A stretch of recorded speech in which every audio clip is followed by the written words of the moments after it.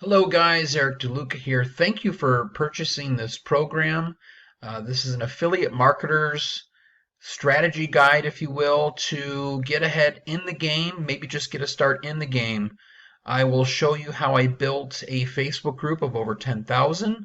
I will show you how to build a Facebook page or business page, how to build an Instagram, how to understand SEO, how to write good copy, and many other things to help out your business in the affiliate marketing business, which is basically focusing on online business.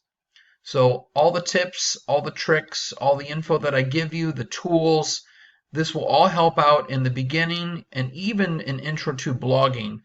So sit back, start taking some notes if you need to, because we're going to give you a lot of information starting right now. All right, so welcome back. And so let's really get down to it. What exactly is affiliate marketing? Affiliate marketing is the selling of a physical or digital product that's not yours and receiving a commission based on what you sell. There are many programs out there you can join for free, and although you'll hear many people say how easy it is, it's really not for most people. In fact, I'll share with you selling secrets that will open more doors for your business. But most people drop out if they don't see sales right away. But I'm here to tell you, if you're in it for the long haul, it's worth it. I always tell people affiliate marketing is when a problem can be solved with a solution. Think about all the problems you run into on a daily basis. As humans, we're just looking to make our life easier. And many times we turn to social media to find the answer. You'll see a lot of big companies that will sell directly to you, but if you aren't sure how a product works or how it really can be beneficial, then using social media will give someone more help in making a purchasing decision. Amazon is the largest online retailer. People use Amazon every day for good reason. One of those reasons is just being trust. So when people are purchasing online, they know Amazon is a trusted source. But let me give you an example of how I first started using the concept of affiliate marketing when I first signed up with Amazon. So I signed up and I said, what do I want to sell? I had not even thought of a niche yet, which I recommend and we'll talk about later. But keep in mind, it was a very cold winter. My wife said she was glad that I bought the space heater because the bathroom she was using was extra cold without it.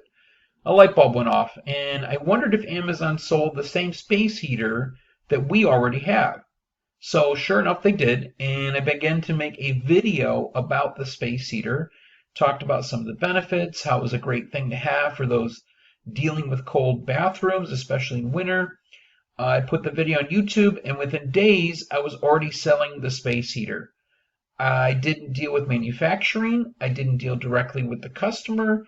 I merely put out a message, and if you've got that problem, here's the solution. So by doing that, I really was testing the waters, and without even knowing it, I was already working with a problem and finding a solution and showing a product that actually worked. When I put it out there on YouTube, sure enough, people were looking for some of the same things. Reason being, at that time, there was a very cold winter upon us here in Michigan. So, with that being said, let's talk about a couple different types of affiliate offers. And again, affiliate marketing is very broad, but to put in perspective, these are just a few examples of offers that you may have already had an experience with. One of which is a straight sale. A straight sale is a transaction in which a customer places an order, pays for it, and then receives their goods after payment. This is the type of payment model that most of us expect to find when buying products over the internet. And also the most common type of payment method for affiliates who earn commissions for promoting third-party goods and services.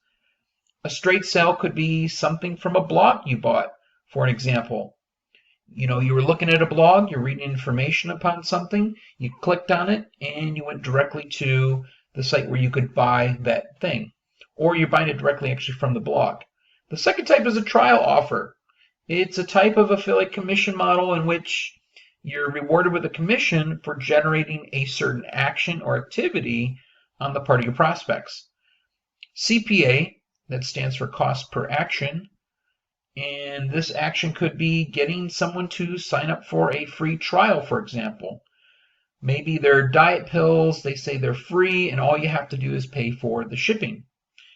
You may have seen an email submit in order to get something, like valuable information, and an email as a PDF or a video as an example from a website.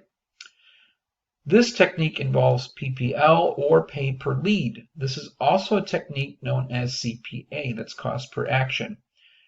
You're getting somebody to do something for you. It's important to find out which offer converts, some don't, and we'll get into the reason why later. But just understand that conversions, well, they'll help you understand your role better as an affiliate. You need a plan before you start selling anything. And in this, you will create a campaign. Your campaign will lay down the grounds for what you're selling, and they are calculated steps to being a successful affiliate.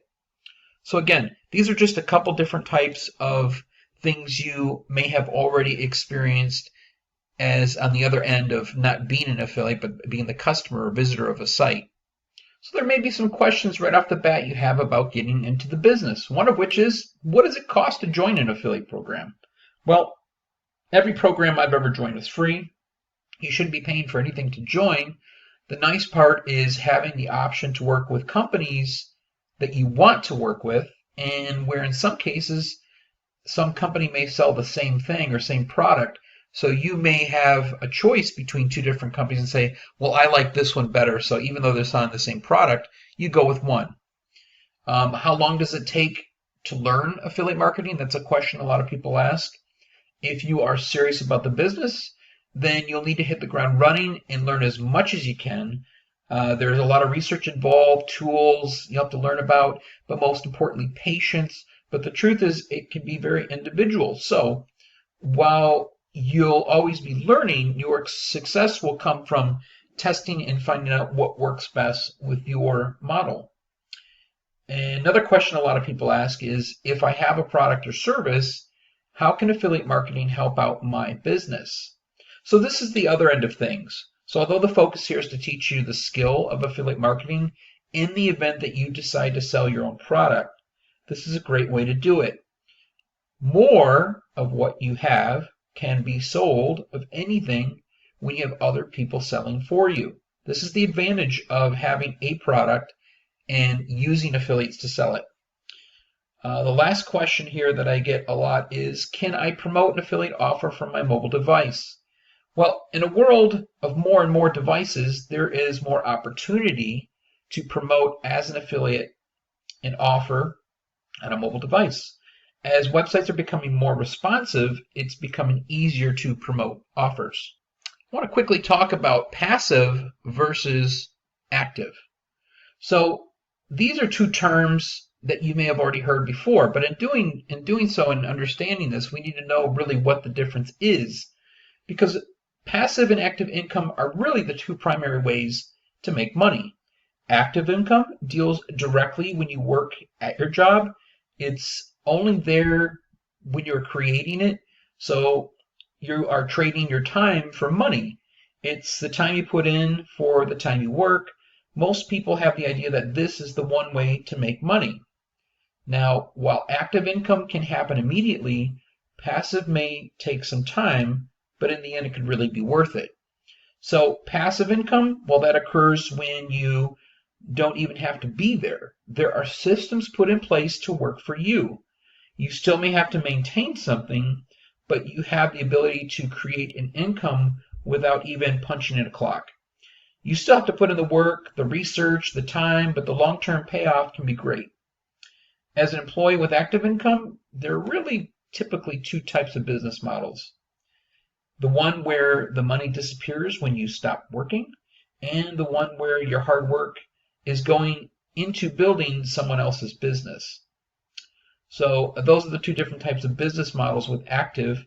Your goal is really recurring revenue. Recurring revenue is a steady revenue that occurs on a monthly basis. And building a passive income, there are many niches you can focus on, but If you want to be part of a niche that'll last forever, focus on an evergreen niche.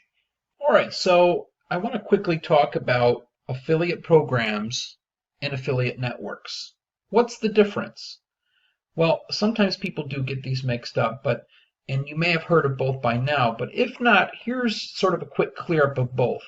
An affiliate program is a program geared more for an individual approach, with the relation being between you and the company directly. You sign up, you get your affiliate links, you sell the product, and you receive your commission. On the other side of the coin, an affiliate network is when a third party gets in between the affiliate and the seller. They find hundreds of merchants, connect with the affiliates, and essentially become the middle person involved. So they house many affiliate programs in it. There could be hundreds of different affiliate programs within it. So instead of signing up for a company one by one, the option of an affiliate network makes it easier to give you information to one network and having a variety of affiliate options on the inside. So we'll take a look here at some of the different types of programs, but I just want to quickly make sure that you understand the difference between the both. So as far as affiliate programs, this one here, Amazon Associates, this is one of the oldest affiliate programs that you can promote a wide variety of products for between 4 and 8% is a low commission rate to make, but it's a great marketplace that you can sell in volume. You can, however, make up to 10%, and while someone is on the inside buying, they may actually purchase a product and you can make more money based upon what else, other things that they actually buy on the inside. This makes it a very unique affiliate program because not all affiliate programs are quite like this. So if they're buying, let's say, a space heater, and while they're on the inside, they say, hey, I could use, a spray can of paint or something of that sort, then Amazon will honor all the other commissions based upon other things that they are buying. The eBay Partner Network, here's a program with many brands, where many brands are sold with a variety of products. Similar to Amazon there, but and again, there are many categories. Some of this is kind of personal preference, but Amazon is still the giant as far as retailers go. ClickFunnels, this is a direct affiliate program. The amazing thing is if someone actually opts into the software because it is subscription based, you could be making a recurring fee every month. So you could make 40% commissions with ClickFunnels right off the bat. That's pretty big. JVZoo, this revolves around digital products. It's very similar to a ClickBank, but it's an instant commission platform for sellers and affiliates. They aren't big brands. They aren't like the big brands that are advertised on Amazon or other big online sites. They tend to be sometimes a little bit scammy at times, but top seller section is something to check out on that site to send to your email list because these will be the latest and greatest in products that you want to sell. Again, a lot of times it's affiliate selling to affiliates, so just depends what you're looking for. Envato, there's a lot of things to promote on this site. They have tutorials on their site to teach you more about selling their products, and you can earn as much as 30% commission. There are millions of digital assets on this site. You can get commissions for theme templates, plugins, using YouTube about their products will make it easier to promote. So you can make a YouTube video based on the product. You can use your website to promote these products, especially in the form of a blog. Fiverr is a huge one, and basically they're one of the largest marketplaces for digital services. So from whiteboard explainer videos to WordPress site building or help, logo design, much more. You can earn up to $150 for every first-time buyer with their dynamic CPA model. So getting paid to drive traffic. If it's easy for you to do, then you can make money right away with it. So those are just a few of the Amazon programs mentioned. Let's talk a little bit about the affiliate networks. So I'm probably going to mess up the name here. I believe it's Rakuten Marketing. It used to be called LinkShare. You need to apply to them and make sure that you've got a good website going. But there is a wide variety of options. Depending on your niche, there's something for everyone here. But you want to make sure you've got definitely something up and running and that is actually working website-wise, because they'll want to know. ShareASale, this is a platform that sells both physical and digital products. Once inside, a simple search will tell you the number of merchants available and the number of products related to your search term. Be specific about terms when you're searching. So if it's a baseball bat, be even more specific with the make or model, for example. CJ Affiliate, this is the old commission junction. If you don't sell within 30 days, they may suspend you. They are very picky about who they let in, and they only want the best. This is not a network to start with if you're a beginner. ClickBank, you may have already heard of ClickBank. Once you apply, you have access to all the vendor's products. Unlike some affiliate networks, some may want you to apply to each individual program once inside the network. With ClickBank, it's really not that way, and it's really easy to network, to get in this sort of network and to work with. Their website is easy to navigate once you're inside, and it may take time to understand the symbols and the terms, but ClickBank is mostly a digital platform and very user-friendly. All4Vault's the last one here I'll talk about, and here is just an affiliate network where you can search for affiliate networks selling the same products or search different networks for a variety of products. Again, these are just a few of affiliate programs and affiliate networks. There's much more out there, but this just kind of gives you an example of both. But again, if you're getting into an affiliate network, make sure that you have a real website when joining these networks. These companies will look at your website and make sure that you are a real person.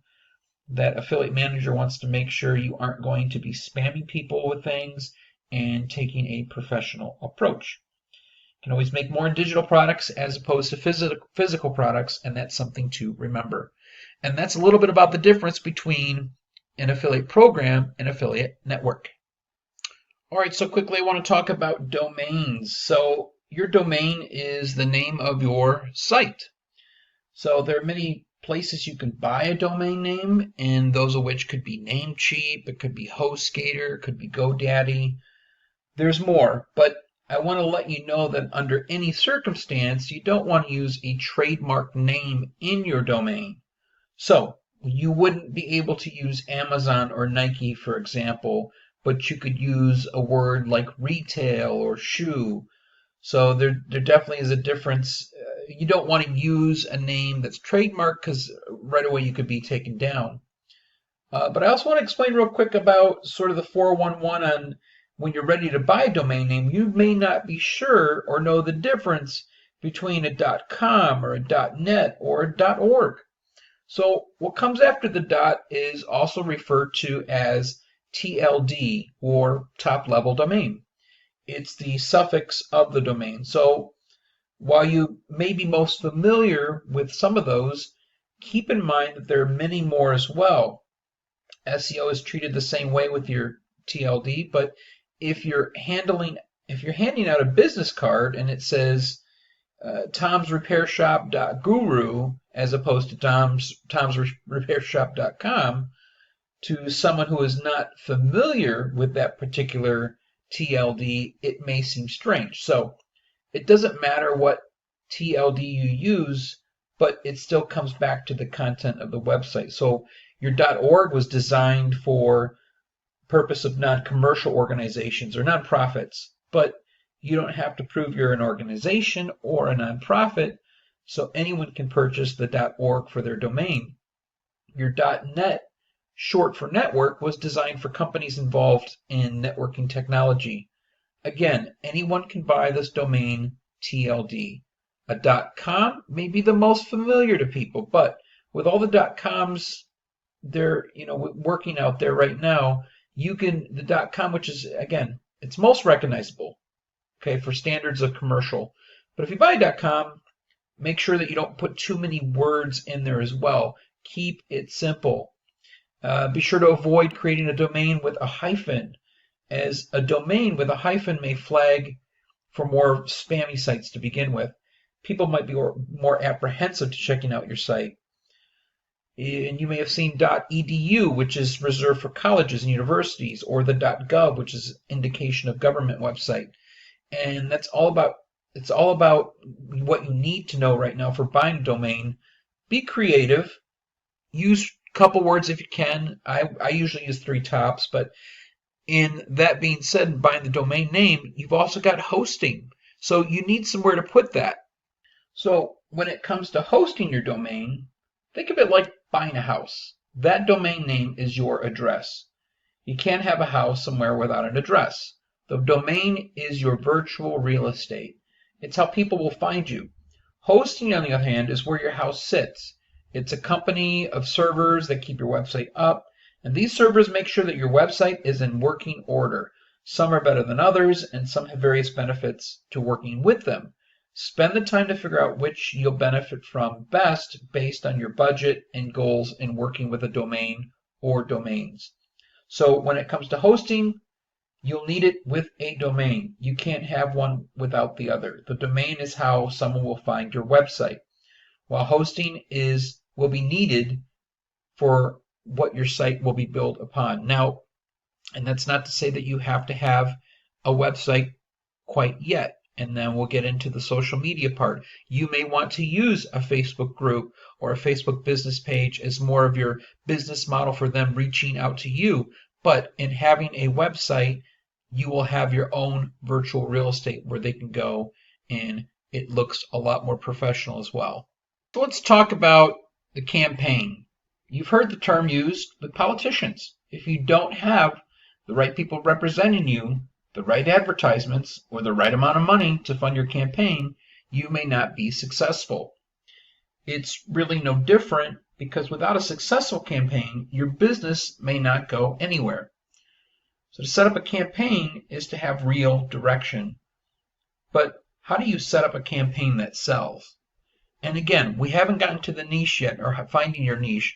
But when you find your niche and what you're going to sell, this campaign is crucial in how you're going to do it. So this is where the rubber meets the road. First thing I want you to do is get the offer out there. But even in having the offer out there, think about your approach. So let's say you're selling a unique form of knives that can't be found easily outside of your offer. What's so special about those knives? Is it worth spending the time on the campaign? Is there even a market for these knives? Have you done keyword research to see how much these knives have been searched for? Have you looked at any YouTube videos related to this niche? There's a lot of questions you have to ask in the beginning. If you're getting clicks without conversion, someone is interested but not enough to buy. That's a problem, especially if you're spending money on a campaign. And going further, if you decide to go with the offer, you'll need a success story. You'll need a testimonial. You'll need great copy, results from the product, create a sense of urgency in buying it. None of this will make a difference unless you have traffic. You need to use the different sources such as YouTube, Facebook, Instagram, Twitter, etc. And creating a winning campaign can be a real game changer in your business. Once you find what actually works, then you rinse and repeat. You can see that I've got written here. It says, to do the campaign, we've got ad, pre-sale, and offer. To some degree, some people might just go ahead and do the ad to the offer. And in that sense, that would be the straight sale. However, that's not something that I would recommend, because there's a little bit more to it than that. So the ad is the attention part. Where did it come from? Let's just say YouTube, right? You want to funnel them in. Maybe in the description box, you're like, hey, sign up for this free ebook. There's your pre-sale. You get them going, and then as you're warming them up with the ebook, and you could sell them other things, here's the offer, and they may reciprocate and buy based upon that.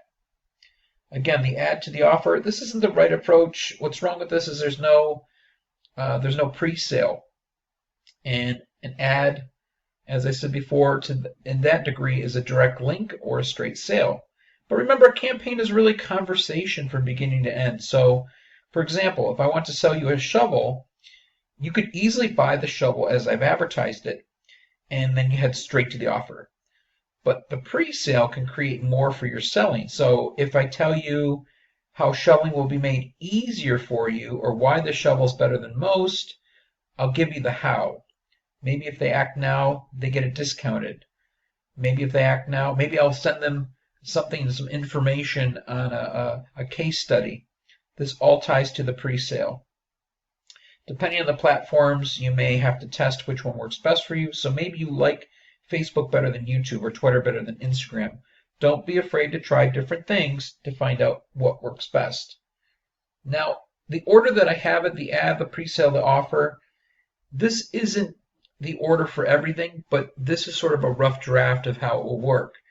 So you could even have the ad, the pre-sale, you could do an opt-in page, and then you could do the offer. So the opt-in may head to like a call center, for instance. If they decide not to go through with the offer, they may be contacted because the call center has their information because the visitor didn't follow through all the way. There's something called the Google basket. So the Google basket may help your offer convert. What's the Google basket? It's when people have searched and been to the offer but don't actually buy it right away. Google picks up on that, and the next thing you know it, as a visitor, that offer pops up in other searches or pages, again, redirecting them back to the offer. So let's say you're selling dog shirts. They have visited your particular page, and they may have been interested, and they may have even gotten almost to the buying part, but they leave. Google knows this. And then Google will remind them with banners and things in the future for their other searches. So this is an angle as far as selling. Campaign is a necessary thing to understand. All right, so let's talk about the niche. What is the niche you're going to be working with? But more importantly, what is a niche? It's basically an industry that you're affiliated with. It is the types of products or services related to this that make it the focal point of your business. It's an area of interest certain groups of people will be attracted to. So if my niche is health and I decide to promote beet juice, I have to think about reasons people would be searching for it to begin with. I could blog about the benefits of it or do case studies that'll inform the visitor, making it easier for them to make a decision on the product. I could make a testimonial video of those that drank the beet juice and the wonderful effects it had on them. Again, my niche is health, but specifically beet juice. Health is a broad niche, so best to be more laser focused on it as a micro niche or a sub niche. So beet juice is really just an extension of the health niche. When picking a niche, be careful of all the people that tell you they're making a lot of money with that niche. Don't let your excitement dictate your direction. There's a lot to choose from, so best to approach it with a well thought out decision. So there's a lot of niches to choose from, but not all will be profitable. Picking the right one that will sustain a great online business, making it easy for the customer to buy again and again from you because they believe in the product and trust you, that's what you want. And if there isn't a lot of competition in that space, you may be very successful. But remember, think about it this way. Are you solving a problem? Think, again, sub-niche. Think micro-niche. This is a far better angle than focusing on something general. So let's talk about a few examples here just to give you a better idea of how you could break this down. So the trick is to take something general and then break it down into something smaller. So let's take a look at dog training. Well, that sounds pretty general. But if I really want to break that down, what if I was more specific and I said Yorkie training? That would be a lot more specific. Or it could be poodle training. Or it could be Rottweiler training. So you can see how dog training can be broken down. Let's take another general niche. Let's say gardening.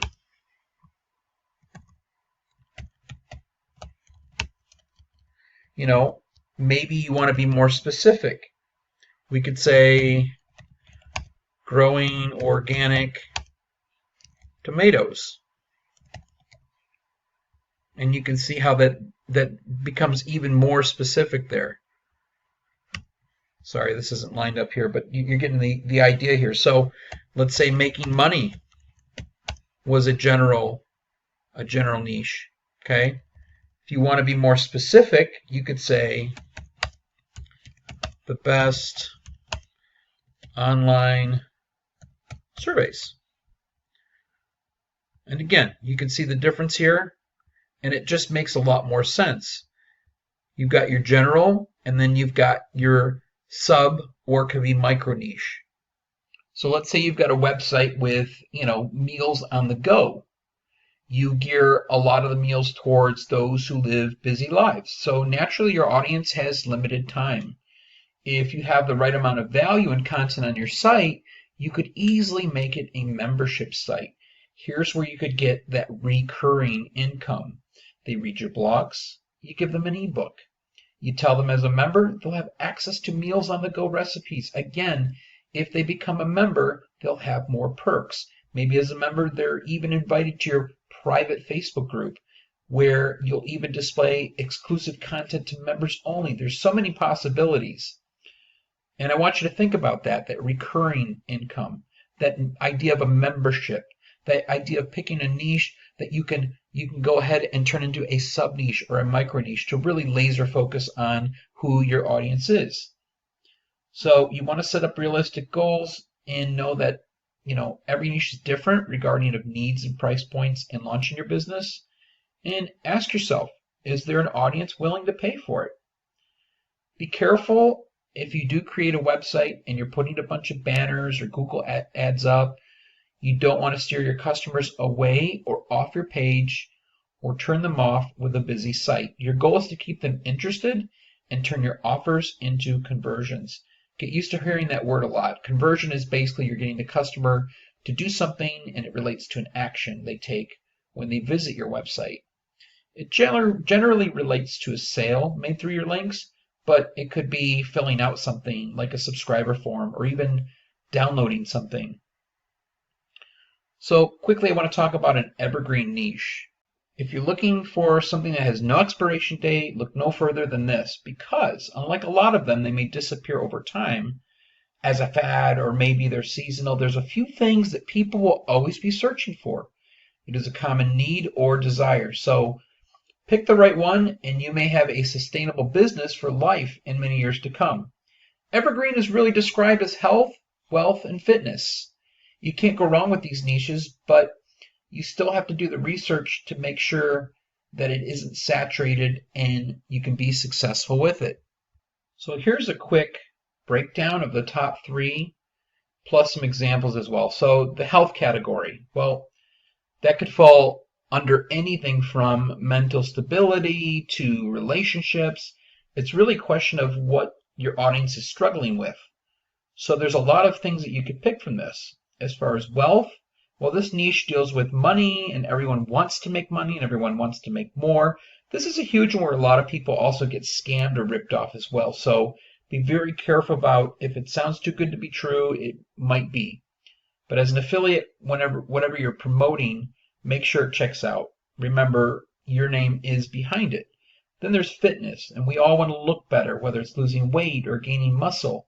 Fitness can be a pretty broad one with many sub niches as well, but maybe you've got a workout program you're promoting, but narrow it down to something less broad. So maybe it's yoga, but specifically goat yoga.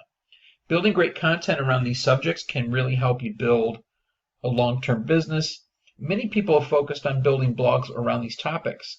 It's really endless with valuable content. So if you create a blog, you can connect your blog to a Facebook page or a YouTube channel or vice versa. You're creating backlinks based on this, which is very powerful for ranking for Google.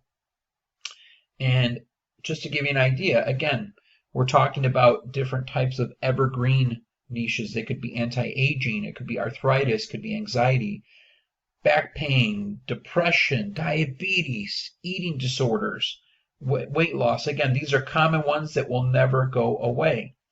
Now, if you want to get a better idea of what, maybe a list of things people are talking about, you can use search terms like advice on or help with, and you can look in a site called Quora, Quora. Quora is a great site to find out different information based upon something and what people might be talking about right now. Again, that's Quora, Quora.com. And that's the most advice I'd give you about picking out a niche.